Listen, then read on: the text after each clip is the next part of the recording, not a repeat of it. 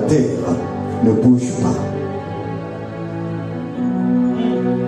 Parce que les affaires du ciel, ça concerne Dieu. Les affaires de la terre, ça te concerne. Voilà pourquoi tu vas remarquer une chose. Quand tu te mets à prier sérieusement pour une situation de ta vie, tu vas sentir que les choses commencent à bouger. Mais quand tu ne pries pas, ou bien quand tu n'avais pas eu cet éveil pour prier pour la chose là, les choses ne bougeaient pas. Pourtant, Dieu a toujours été là. Donc, Dieu attend qu'un homme et une femme prennent conscience de son identité en Christ pour parler à Dieu. Tant que tu ne parleras pas, il n'y a rien qui va se faire. C'est aussi surprenant que cela.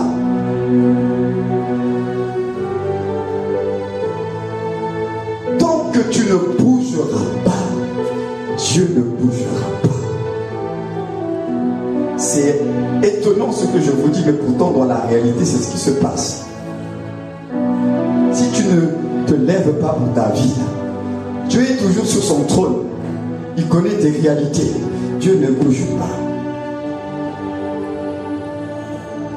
Parce qu'on a cru que être en Christ, c'est on est enfant de Dieu, on s'assoit, Dieu va tout faire, peut t'interroger, dérouler. Toutes les portes vont s'ouvrir comme ça, on n'a rien à faire parce qu'on est enfant de Dieu. Et beaucoup de chrétiens tombent dans la désillusion. Parce que sur le plan pratique, c'est pas ce qui se passe. Et quand tu commences à prier d'une certaine façon, tu sens que ça commence à bouger un peu. C'est étrange ça. Il y a une histoire dans la Bible. Le royaume d'Israël s'est retrouvé, il y a eu la famine. Ça a commencé la famine. Une semaine, un mois, 2 mois. Bon, ils se sont dit, bon, c'est juste peut-être une petite crise, ça va passer. 3 mois, 4 mois, 6 mois, 1 année, la famine est toujours là. David, peut-être il s'est dit, bon, ben, on a des ressources encore dans le royaume, peut-être que la 2e année, ça va aller. Il rentre dans la 2e année. Les semaines vont passer. Les mois vont passer. On arrive vers la fin de la 2e année, la famine est toujours là. On parle de la famine dans le royaume d'Israël, où Dieu est censé être le Dieu de son peuple. On ne sait pas. David, bon, il rentre dans la 3e année. Et là, lorsqu'il rentre dans la 3e année, c'est là que David va se rendre compte, moi, là, maintenant, là, il y a quelque chose qui ne va pas. C'est pas normal. Ils ont tourné dans tous les sens. Mais quel est le péché qu'on a commis? Mais pourquoi la famine pour le peuple de Dieu? Et là, la Bible dit, nous sommes en 2 Samuel 21. Et là, la Bible dit que la 3e année, c'est la 3e année. Alors, je me suis posé la question. Pourquoi cette prise de conscience, David ne l'a pas eu la 1re année? Pourquoi il ne l'a pas eu la 2e année? Pourquoi c'est la 3e année? Et la 3e année, David, la Bible dit, David, la 3e année, alla consulter l'Éternel. Il va consulter l'Éternel la 3e année, mais la 1re année, il était où? Pourquoi il n'a pas cherché Dieu? La 2e année, pourquoi il n'a pas cherché Dieu? La 3e année, maintenant que ça devenait un peu chaotique, la Bible dit que David alla consulter l'Éternel. Et quand David va consulter l'Éternel pour dire, mais qu'est-ce qui nous arrive? Quelle est la source? Pourquoi il y a la famine? C'est là que Dieu va parler à David. Et il va révéler à David la source de cette famille qui était liée à la transgression d'une alliance, un pacte que Saül, le roi, a brisé parce qu'il y avait une alliance entre Israël et les Gabaonites. Je veux juste attirer notre attention ce soir sur le fait que c'est à la 3e année que David va consulter l'Éternel. Dieu va lui dire, voilà la raison.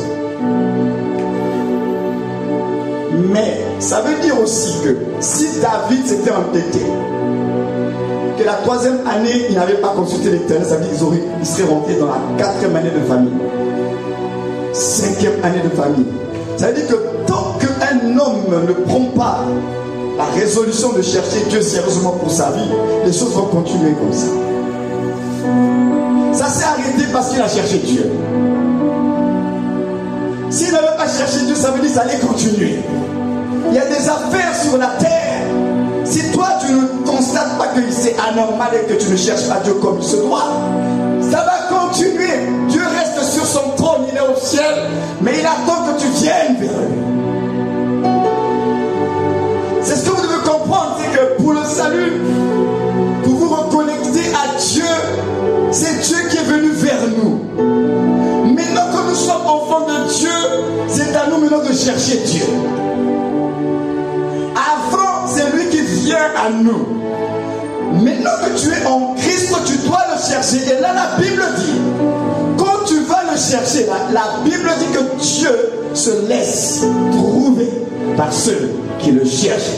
Il va se laisser trouver, mais il faut que tu le cherches. La Bible dit, approchez-vous avec assurance du trône de la grâce pour obtenir la miséricorde de Dieu pour être secouru. Dieu nous invite à nous approcher, mais c'est toi qui dois prendre la décision. Si tu ne bouges pas, tu attends que quelque chose viendra du ciel, tu attendras longtemps. Il faut que sur la terre, que tu commences à prier comme il se doit. Mais ça, c'est des choses que nous verrons par la grâce de Dieu dans d'autres sessions. Ce que je voulais nous faire comprendre, c'était que ce soir, Dieu a bien fait les choses dans son ordre à lui. Le spirituel contrôle le physique. Le spirituel enfonte le physique. Le physique, c'est l'enfant du spirituel. Le physique n'est pas indépendant. C'est votre ignorance qui pense que les choses physiques sont indépendantes. C'est votre ignorance. Les choses physiques sont le résultat d'une action spirituelle. C'est parce que vous et moi, on ne sait pas. Les choses physiques que vous vivez, tout ce qui vous arrive n'arrive pas par hasard. Non, il n'y a pas de hasard. Le physique est enfanté par le spirituel. C'est pourquoi Dieu a commencé par régler le problème spirituel pour vous donner la force, la capacité d'influencer le physique. Parce que l'homme est avant tout un esprit qui possède une âme et qui vit dans un corps. Tu es un esprit. Voilà pourquoi en Christ, tu deviens un esprit sorti de Dieu, né de Dieu, enfanté par Dieu, de la race de Dieu. Tu es un être spirituel. Et quand tu as compris cela, tu dois dire merci à Jésus pour la croix. Mais le problème, c'est que vous cherchez des choses matérielles. Et vous méprisez l'œuvre spirituelle qui a été faite pour vous. Votre bénédiction, c'est ce qui est spirituel. Vous n'avez pas remarqué, la Bible dit que nous sommes bénis. La Bible, lorsqu'elle parle de bénédiction, elle ne parle pas de bénédiction matérielle. Elle dit nous sommes bénis de toutes sortes. On dit de toutes sortes de bénédictions en Christ dans les lieux célestes. On n'a pas dit sur la terre. Donc ça dit que ce qui se passe sur la terre ne serait que la conséquence de ce qui a été qu'il y a le matériel qui est physique. Je suis béni parce que sur le plan spirituel, Dieu m'a déclaré béni. Donc ta bénédiction peut, dans le monde physique, avoir une forme. Et la forme de ta bénédiction, ça peut être une voiture, ça peut être un enfant, ça peut être une opportunité d'affaires. Ça, ce n'est qu'une expression de ta bénédiction. Ta bénédiction est avant tout spirituelle. Et parce que le spirituel enfante dans le physique, c'est normal alors que tu vives ces choses-là dans le domaine matériel. Parce que sur le plan spirituel, tu as déjà dit que tu es béni. Alors nous cherchons une bénédiction matérielle, alors que spirituellement, nous le sommes déjà. Souvent, nous cherchons des choses que nous avons déjà. Alors je comprends pourquoi il y a beaucoup de frustration. Tu es frustré parce que tu cherches ce que tu as déjà. C'est juste une question de temps, mais également c'est juste une question de comment tu parles à Dieu. Comment tu fais en sorte que les réalités d'en haut viennent rencontrer les réalités d'en bas. Et là, vous allez comprendre pourquoi nous devons savoir utiliser notre bouche. Je parlerai de cela au séminaire à Blaza, mais c'est des choses que j'ai déjà dites ici. Le diable sait que votre bouche là, Satan est beaucoup plus au courant, informé que beaucoup d'enfants de Dieu sur ce que nous sommes. Satan sait que la vie et la mort sont au pouvoir de la langue. Il le sait. Satan connaît la puissance de déclaration et de proclamation. Il sait. Satan sait également que pour pouvoir faire des déclarations efficaces, tu dois avoir une bouche sanctifiée. Il le sait. Alors qu'est-ce qu'il a trouvé comme astuce dans l'église pour affaiblir l'église? C'est de souiller nos bouches. Ça peut paraître banal, mais votre bouche là, c'est pas que pour parler, c'est pas que pour manger. Votre bouche a une portée spirituelle. Et quand le diable vous emmène sur les terrains des calomnies, des commérages, des médisances là, il est en train de vous amener à souiller votre bouche. Et lorsque la bouche est souillée, la puissance de la vérité qui doit être relâchée, vous allez amoindrir cela. Parce que l'épée de l'esprit, c'est la parole proclamée. Et la parole proclamée ne peut pas être proclamée avec une bouche qui est souillée. Alors, dans l'église, nous avons trouvé normal les calomnies, les commérages, les critiques. Et le diable nous a eus. Parce qu'il sait que par les médisances, les calomnies, les critiques, on est en train de souiller la main spirituelle qui tient l'épée de l'esprit, c'est-à-dire votre bouche.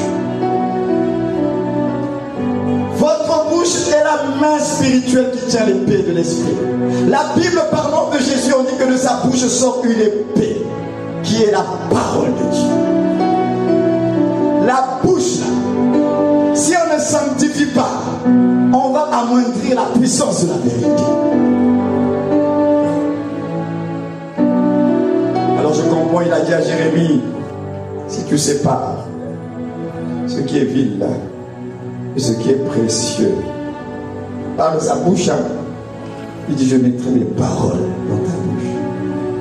Mais pour que je mette mes paroles, Jérémie, tu dois comprendre que tu dois séparer ce qui est vil et ce qui est précieux. Tu dois comprendre que d'une même source ne peuvent sortir de l'eau douce et de l'eau amère.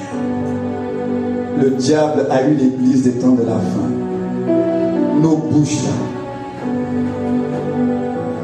nos bouches, la vie est là-dedans. Mais quand tu critiques, tu insultes, commérage, calomnie, tu es en train de souiller la bouche là. Peut-être que ce soir, tu ne mesurais pas l'importance de ta bouche. Peut-être que jusqu'à ce soir, tu pensais que ta bouche c'est juste pour parler, t'exprimer, exprimer tes pensées, manger. Mais je suis venu ce soir pour te dire, ta bouche là, c'est le bras spirituel qui tient l'épée de l'esprit, la parole. La parole proclamée, c'est ce qui sort de ta bouche. Et si tu ne prends pas conscience qu'il y a certaines défaites de ta vie, tu les as eues à cause de ta bouche. C'est pas Dieu. Frères et sœurs, Dieu n'est pas contre nous. Quand nous échouons, c'est pas Dieu qui a échoué. Ne pensons pas que quand il y a échec, c'est Dieu qui... Dieu n'échoue pas. Le vrai problème, c'est nous, c'est pas Dieu. Notre bouche est mal utilisée. Voilà pourquoi par avoir critique, mais tu ne peux pas savoir à quel moment le diable va te visiter avec ses démons. Si tu as critiqué, tu as insulté, calomnié, commérage. Mais non, après avoir insulté là, il y a une situation spirituelle qui se produit dans ta maison. Tu fais comment? Tu vas prier comment? Tu vas commencer à dire, allez, au nom de Jésus. Tu vas voir que même là, pendant que tu es en train de dire au nom de Jésus, le démon, il est là, il résiste. Pourquoi il résiste? Parce que le nom de Jésus dans ta bouche perd son efficacité. Parce que ta bouche est souillée. J'ai pris quelques années à comprendre ce mystère. Quelquefois vous priez, vous avez l'impression que le nom de Jésus n'est pas fort et puissant. Ah, mais quoi, j'ai pas l'onction, j'ai pas la puissance, mais pourquoi? Quand la bouche est souillée, quand tu parles là, les esprits savent. Le monde est contrôlé, je le répète, par le spirituel. Au nom de Jésus, au nom de Jésus, aucun effet. Parce que avant même de plier ta bouche là, tu avais déjà bien souillé ça. Il faut dire à l'église, aux chrétiens, veillez sur votre bouche. Parce qu'il y a de la puissance dans votre bouche. La Bible dit que la parole de Dieu dans ma bouche est puissante. Mais quand la parole de Dieu dans notre bouche n'est plus puissante, il faut se poser la question, qu'est-ce qui amoindrit la puissance de la parole? C'est parce que nos bouches, le diable nous a eu. Mais ce soir, je prie qu'un homme et une femme soient révoltés et qu'ils disent le jamais ça. Parce qu'il s'agit de ta vie. La vie et la mort se trouvent dans ta bouche. Il n'y a pas quelqu'un qui pourra mieux prophétiser sur toi que toi-même. Vous cherchez les prophètes là. Toi-même, tu es le prophète de ta vie. Il n'y a que toi qui pourras faire la meilleure prophétie de ta propre vie, ta propre bouche. Parce que tes douleurs, tes souffrances, il n'y a que toi qui connais. Même quand tu vas expliquer ça à un homme de Dieu, il va compatir, mais il ne vit pas la chose. Il n'y a que toi qui vis la chose. Donc il n'y a que toi qui dois te lever et parler. Le plus grand prophète de ta vie, c'est toi-même, ta bouche. C'est pourquoi nous devons apprendre à parler. Quand le Seigneur nous redonne le droit, c'est ça l'objet de mon séminaire à Brazzaville. Quand le Seigneur nous redonne le droit de parler, c'est maintenant il faut savoir quoi dire. Dieu restaure le droit de parler. Maintenant que tu as le droit, sache comment parler. Parce que lui, il s'est privé de ce droit-là pour te le donner. Comme une brebis muette, il n'a pas ouvert la bouche. Il s'est privé de son droit de parler et il te l'a donné. Maintenant que tu as reçu le droit à cause de l'agneau, sache quoi dire, comment parler. Et le diable, il sait qu'on nous a restauré un droit puissant. Parmi les choses que si les chrétiens de l'église avaient compris, on mettrait le feu partout. On a un puissant droit qu'on a eu grâce à Jésus. Le droit de parler. Mais ce droit-là est très mal utilisé. Parce que nos bouches là, souillées.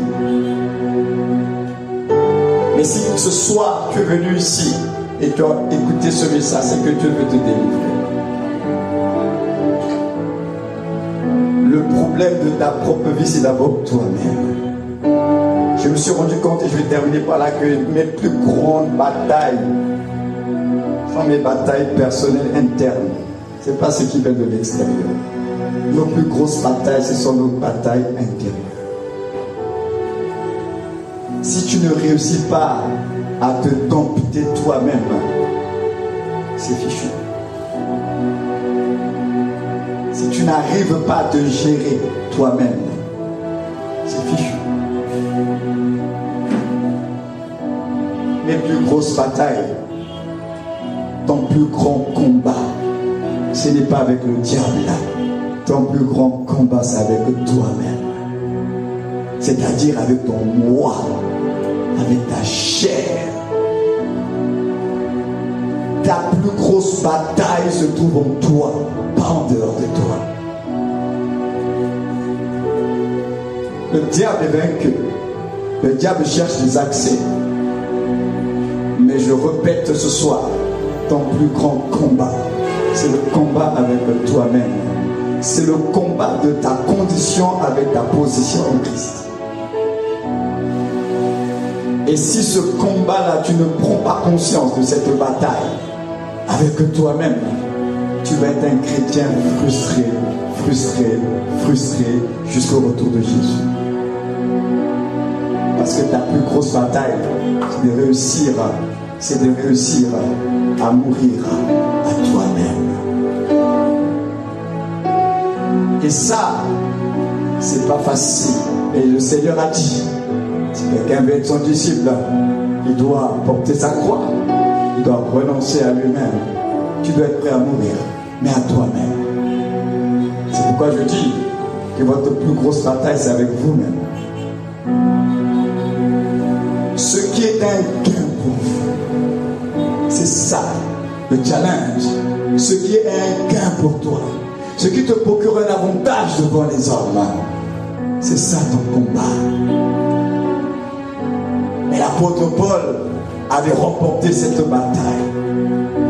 Il a dit ce qui était un gain pour moi, je regarde cela comme de l'amour, à cause de l'excellence, de la connaissance de Jésus-Christ, pour lequel j'ai renoncé à tout. Paul a renoncé à cause de Jésus. Parce que Paul a découvert la richesse, le trésor qu'il y a en lui. Alors quand il a vu la richesse et les trésors qu'il y a en Christ, il n'a pas hésité à mourir à lui-même. Alors j'aimerais te poser une question ce soir. Qui est Jésus pour toi? Qui est-il? On parle tous de Jésus. Qui est Jésus pour toi? Un jour, il leur a posé la même question. Ça faisait peut-être des années, une année, peut-être 2 ans, il marchait avec eux. Mais un jour, il leur posa une question qui va les ébranler. Il dit, qui suis-je? C'est 12 apôtres que lui-même il avait choisis. Il leur pose la question, qui suis-je? Je suis en train de poser les fondements de notre école de ministère, là où on est en train de partir. C'est autour de la personne de Jésus. Qui est Jésus pour toi? Qui est Jésus pour toi? Et si à cette question, tu es là seulement en te disant, oui, Jésus c'est mon sauveur, tu t'arrêtes que là. Qu'est-ce que cela signifie pour toi? Dis-le. que Jésus est mon sauveur. Parce que la vie chrétienne, ce n'est pas une vie des slogans. Je vous ai dit ça le mercredi passé. La vie chrétienne, c'est une expérience. C'est une rencontre avec Jésus, avec la parole. C'est une affaire d'expérience avec Dieu. C'est une affaire de rencontre. C'est pas un mouvement. Une rencontre qui te bouleverse à tel point tu peux, comme cette femme samaritaine, aller raconter aux gens ce que Jésus a fait pour toi. Parce que tu l'as rencontré. Elle dit, j'ai rencontré un homme. Est-ce que ce soir tu peux le dire? J'ai rencontré un homme. J'ai rencontré quelqu'un. Ah, j'en ai eu plusieurs. Mais lui, non. Comme on dit à l'équipe en go. J'ai rencontré quelqu'un. Lui, quand il parle, il sait parler au cœur des hommes. Lui, quand tu es dans la faiblesse, il ne te condamne pas, mais il vient avec la parole de consolation pour te relever. J'ai rencontré quelqu'un.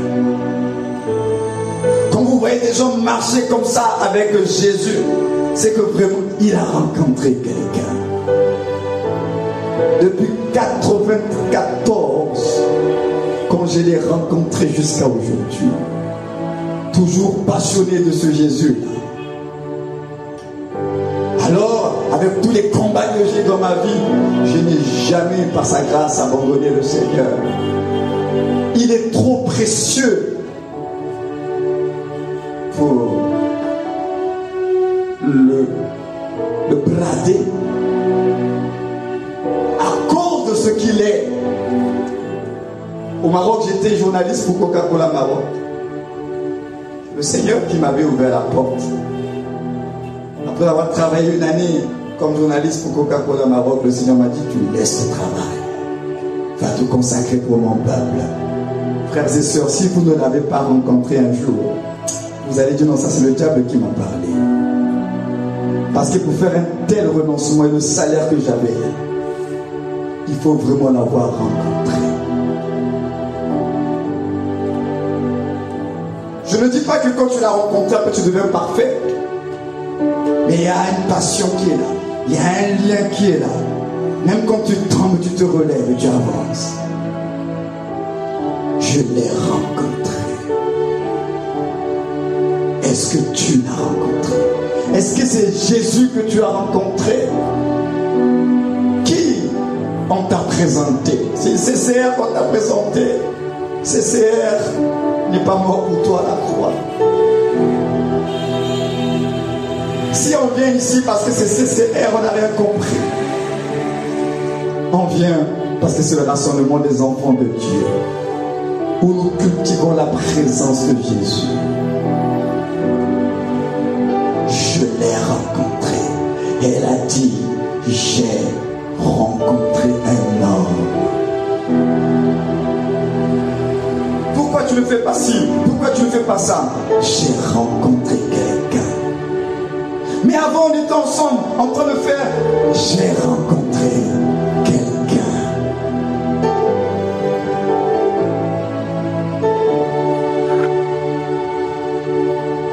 Il s'appelle Jésus. Et c'est le Saint-Esprit qui rend Jésus réel dans vos vies. Alors je prie ce soir que le Saint-Esprit rende Jésus réel dans vos vies. Qu'on passe des slogans à une vraie rencontre avec Jésus.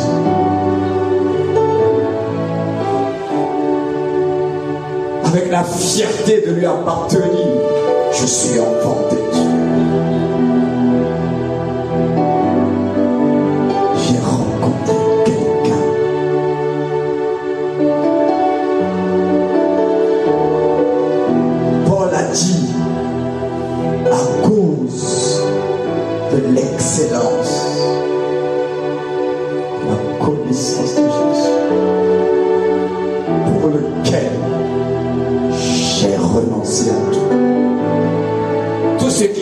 un gain pour moi. Il dit, je regarde cela comme de la boue. À cause de l'excellence.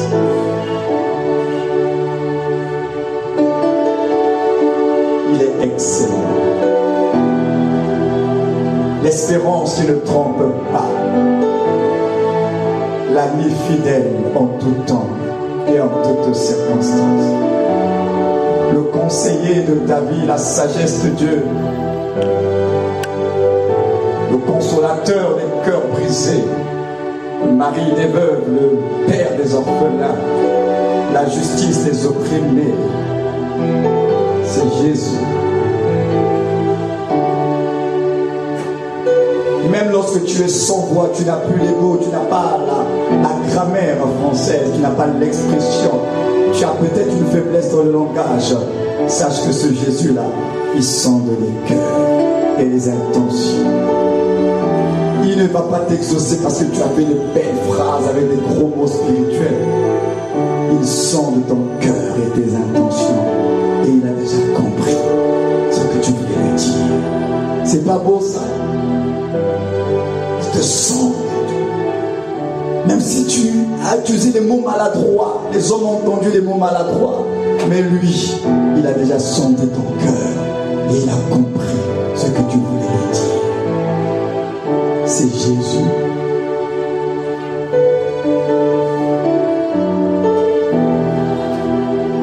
Et quand nous comprendrons bien les choses que je suis en train de poser comme fondement, alors naturellement vous allez comprendre alors le mystère de la grande commission. Mais si les choses que je vous dis vous ne comprenez pas, la grande commission ne sert à rien. Jésus,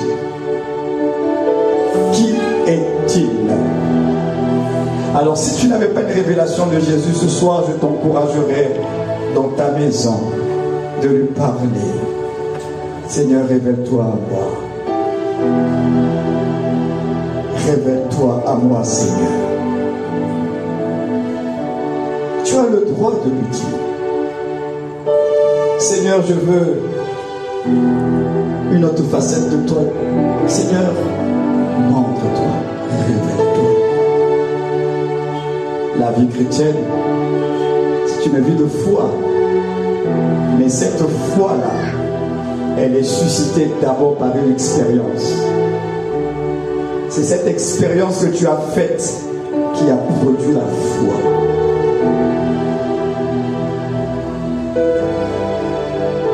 Et lorsque tu as vécu l'impact de cette expérience, tu sais maintenant de quoi tu parles. Quand tu parles de Dieu, ce n'est plus superficiel.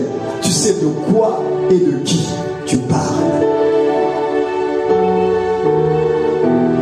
Jésus revient bientôt. Cherchez une église sans tache, ni ride, ni rien de semblable.